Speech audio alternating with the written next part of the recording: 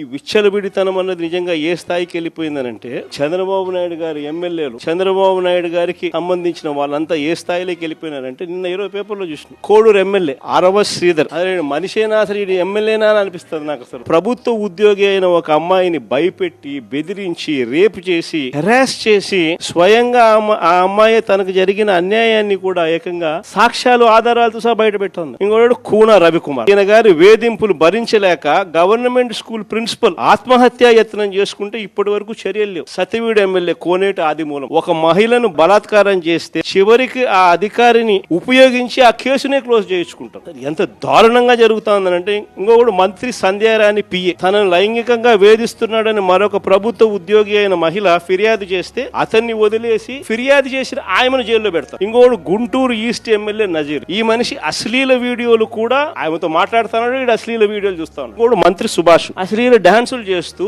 ఏకంగా స్టేజ్ ఎక్కి చిందులేస్తున్నాడు మంత్రి. అసలు నాకు ఆశ్చర్యంగా ఉంది. అసలు జంగల్ రాజ్యం అని అంటే ఇంకా వేరే పేరు ఏమైనా ఉంటుందా ఈ ప్రభుత్వంలో జరుగుతా ఉన్న పనులకు? అసలు ఈ స్టేజ్ లేకి పోవడం ఏంది? దగ్గరుండి ఇట్లా టోళ్ళని తీసుకొని పోయి ఇన్సిడెంట్ జరిగితే భయము భక్తి లేకపోకుండా మరుసటి రోజు జైల్లో పెట్టాల్సిన వాళ్ళందరినీ ఇలాంటిది ఏదైనా చేయాలంటే బొల్లులో భయం అనేది ఎలా ఉంటుందో చూపించాల్సింది పోయి వీళ్ళందరినీ ప్రోత్సహిస్తా ఉండేది వీళ్ళు. సాక్షాత్తు దగ్గరుండి చంద్రబాబు నాయుడు, ఆయన కొడుకు, ఆయన ప్రభుత్వం.